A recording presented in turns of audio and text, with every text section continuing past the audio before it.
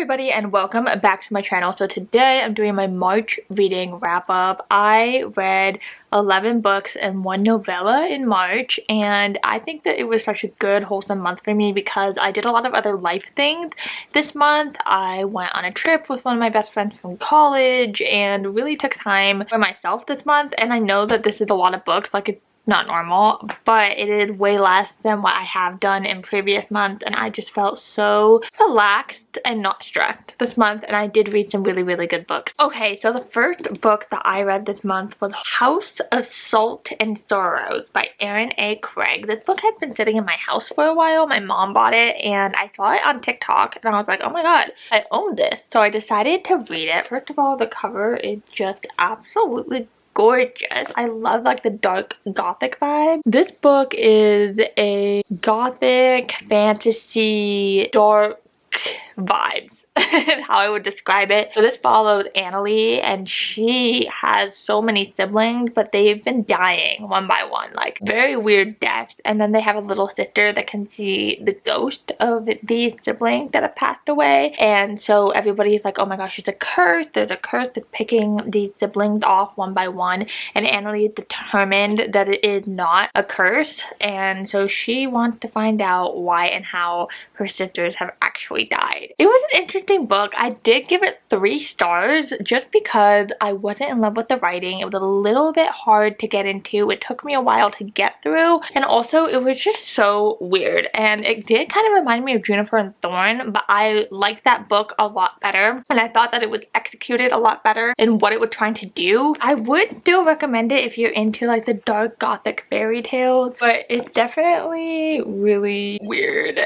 It was definitely very weird for sure. So if you're into the whole like weird fantasy fairy tale and you want something that's a standalone, I would recommend it. Okay, next up I read Jade Legacy on my Kindle. I am so sad that this whole series is over. This is the 3rd and final installment of the Green Bone saga, and if you are looking to get into fantasy, you want something high fantasy and not fantasy romance, then this is what I would recommend. It is one of my new all-time favorite series. It is my all-time favorite fantasy series. It is just amazing. So I can't tell you too much about the 3rd and final installment, but the Greenbone saga as a whole follows kind of gang wars and their source of magic is jade. It's kind of like a drug. If you take too much, you're not going to be okay. But these gangs use jade to fuel themselves and they can fight, and it's just super cool to see all the politics.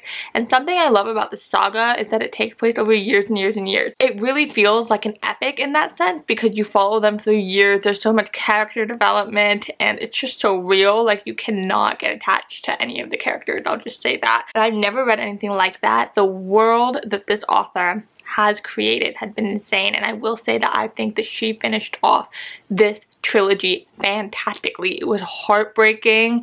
It was amazing. I cried. I laughed. I felt all of the emotions. It was just amazing. This is a series that I think anyone would enjoy regardless of gender or what you really like. If you're looking to give fantasy a go and you have an open mind, I really think you would like it. So I did give it 5 stars. The whole series as a whole is 5 stars. My favorite one is definitely still the first one just because of how like shocked and amazed I was at the end. I just like sat in silence after I finished it. But oh my god, it was amazing, and I just feel so lucky that I got to read it. So definitely a well-deserved 5-star read. The next 2 books that I read were the 2nd and 3rd installment of the Good Girl's Guide to Murder trilogy. I did read the first one back in January and I didn't really like it. I gave it a 3 stars. It was good and I really respect the way it was written, and I think the writing style was really good, but it didn't really like capture my heart. But I was like, I need to read these. I own these, and if I have a book sitting on my TBR cart, I have to read it. So I did read Good Girl Bad Blood, and I gave this one a 3.5-star rating. I thought it was way better than the first one, which is amazing, but it wasn't my favorite. I did like the mystery a little bit better in this book, and I thought the Pip's interactions with the people in her hometown were really good. Holly Jackson didn't make anything seem fake in a way. Like everybody kind of reacted to what happened in the events in the first book how you kind of would have expected them to, and I think that Pip got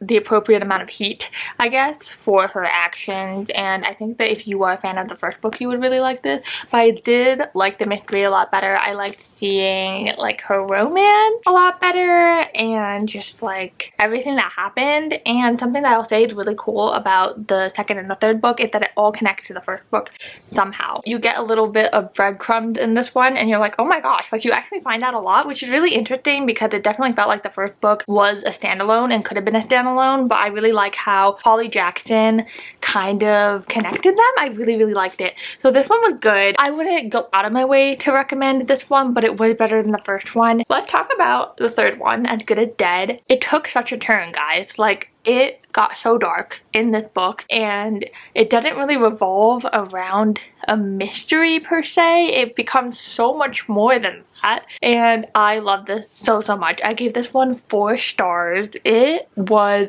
amazing. Like, I'm so glad that I continued the series because this one made it all worth it for me. But yeah, then again, definitely so dark. It ties up everything really nicely. I love, you know, the manuscript, the transcript. I loved seeing Pip's point of view. I loved seeing her evolution. So I would definitely recommend the series just because I love the third book so much. Yeah, I actually gave it a 3.75, but now looking back on it, I think about it all the time. So I would give this a solid 4 stars. But yeah, definitely be warned that the first 2 are definitely like YA, and yes, this one is YA, but it's really dark. Like, it took a really dark turn. I was shocked when I was reading this, but yeah, I really enjoyed it. Next, we are getting to some really good stuff, and I read Saving 6 and Redeeming 6, so now I'm completely caught up on the Boys of Tommen series. If you don't know, Binding 13 and Keeping 13 follow Joey and Shannon. It takes place in Ireland, and this follows Shannon's brother Joey and Aoife, which is his love interest. And going into it, I wasn't sure if I would like these that much. I gave Binding and Keeping 13 5 stars. Phenomenal. I think they're my favorite series. Like, it's my favorite series in the world, and I was thinking, do I like this or Magnolia Parks better? And it's super hard for me to decide, but as of now, I think it's Boys of Tommen. So good, guys. Okay, so Saving 6 is pretty short. They're all like long and have like really tiny writing. This takes place in like time periods and time segments because these 2 books are basically Binding and Keeping 13. I mean, this one happens like a lot before the events in Binding 13, but you get a lot of background info. And Redeeming 6 is basically Keeping 13, but it's told through Joey and Aoife's point of view, and that's why I was like, I don't know if I'm gonna like it. I loved it. It really made me so sad. Like, crying all the time, so happy. The characters are so funny. I think that Chloe Walsh is just so talented, and reading the afterwards in Saving 6 just gave me like chills because the author talks about how her personal struggles impacted her writing this book, and I'm not gonna like spoil it because I want you guys to experience those chills too. But definitely check trigger warnings. I have never felt so much in a book. My heart aches. My heart really aches, and I just love the couple. I love the resilience. I love found family, that aspect. I love how they never give up on each other,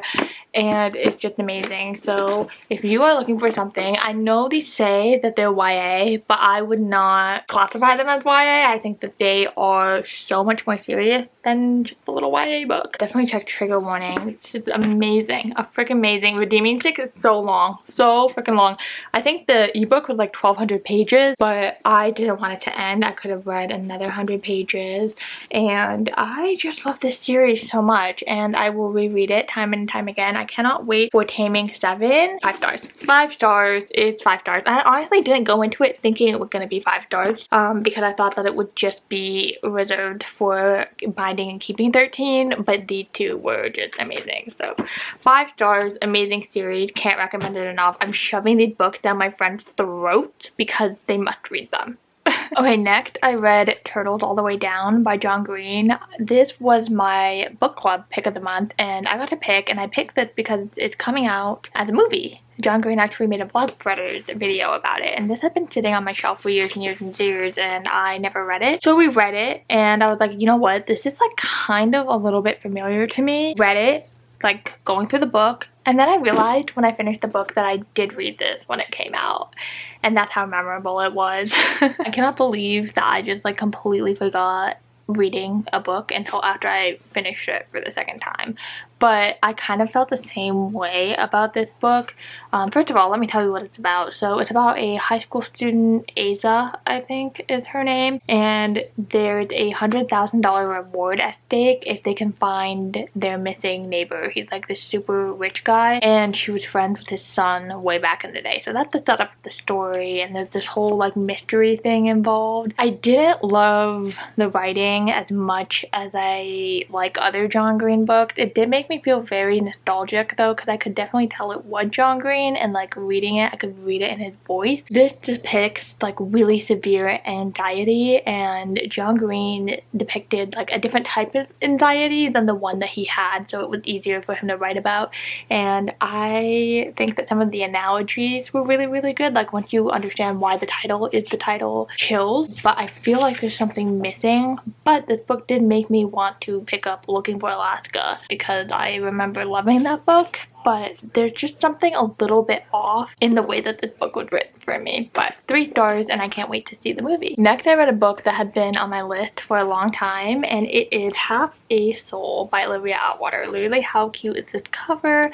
And then I also read the novella, which is The Lord Sorcerer, which I didn't rate that novella. I will say it was a good novella. I would recommend reading it after the fact. This book followed Theodora, and because of a deal that was made with a fairy, I believe, he tried to steal her soul, but she only gets half of it. So because of that, she doesn't feel certain emotions. Like she doesn't get embarrassed about the things that she does, and she doesn't feel like shame. Like she just kind of lives her life. It kind of reminded me a little bit of Bella from Poor Things, how she like wakes up and does like whatever feels right, because she doesn't feel like societal blame and like the societal shame that comes with certain actions. So it was very interesting to explore that.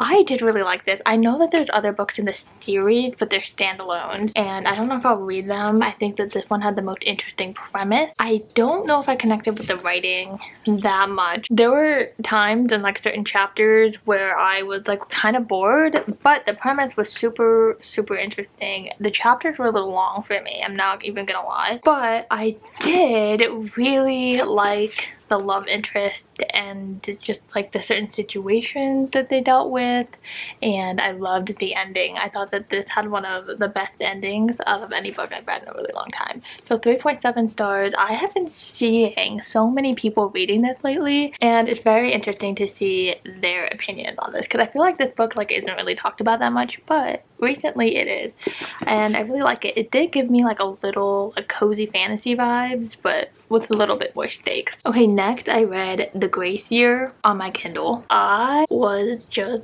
like in a state the entire time reading this book, because it was kind of weird.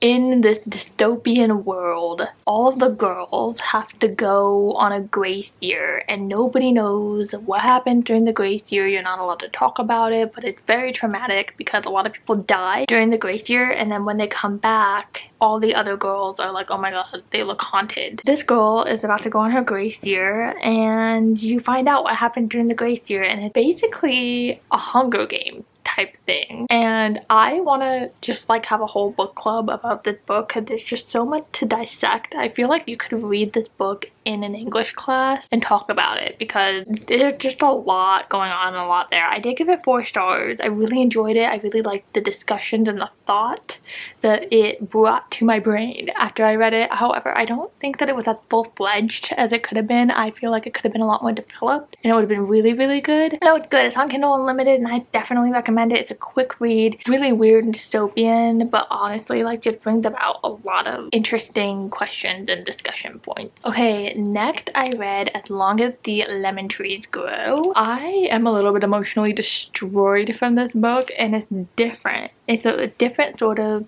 emotionally destroyed than Jade War or Redeeming Six, because even though this is a work of fiction, it is totally like also not. So this book takes place in Syria, and it follows Salama during the genocide that's taking place in Syria. And she kind of works as a doctor in a hospital because even though that's not what she like originally intended to do, everyone had died, and so this is what she is doing. It is super traumatic and horrible things happen on every page basically, so definitely check trigger warning. This is very hard to read, and it's very hard to read because it's real. This is happening. It's so sad and just tragic, and oh my god, it hurts so much to read. But there's a love story in it. There's just so much exploration of humanity in this book. The author kind of manipulated the timeline a little bit to make for a more cohesive book, but a lot of the big events that happen in this book are like true and things that actually happened, and I think that this book is so important, and I think that everybody should read it. It made me go to the bathroom at work and cry for 20 minutes because I was just so like not okay after reading this book. But it's so good. The writing is really beautiful. It's really beautiful. It's really poetic. It's not one of those books where it's like, okay, this is about something really important, but it's boring to actually read about. It's not boring at all. Like, it's actually interesting. 5 stars, and I'm so glad I picked it up. I honestly just picked it up because I thought it was super cute. Like, I thought the cover was cute. I had no idea what it was about. Boy, did it surprise me. Because it was just amazing. So highly recommend. Okay, the last book I read was Flower Heart by Catherine Bakewell. Obviously I can't really show you the cover because it has all like the library information on it, but I can show you the back. Like, literally, how adorable is this? I wanted to read this for the longest time. I saw this on Rachel Catherine channel. Like, she got this book and the cover was beautiful, so I got this in the library, and the YA fantasy, and it follows Clara. There's witches in this world and they have to take a test to become a full-fledged witch. Oh my god. Her magic is like crazy and it doesn't listen to her, and it's very dangerous. So this council of witches threaten to like take her magic away, and then her childhood best friend that she had a crush on like comes to save the day and like teach her how to use her magic, and there's a little conflict that happens, and it's just a really like short sweet little book. I felt like it was underdeveloped and it wasn't great. I thought the imagery was good. I could definitely see the world in the page, but I think a big fact of that is because the cover is just filled with great imagery. But yeah, I wouldn't really recommend it. I feel like if I was like 10, I would have loved this book, but it's just not for me at this point. Also, the chapters were kind of longer, I would feel like, so it didn't really capture my attention that much. I felt like a lot of the content in the book could have been skimmed through because it wasn't like super important to the story, and just something that I wanted to see more of we didn't get enough of. And I don't know, I feel like this book definitely could have had a couple more revisions and a couple more drafts to make it like even better. 3 stars. That was all the books that I read in March. It wasn't as much as I usually do, as you can tell, but it was honestly a good month, and 3 5-stars, which is so unheard of. So actually no, 4 5-star reads. Lucky me. I hope you guys all had a wonderful March and you're gonna have an even better April, and I will see you in my next one. Bye.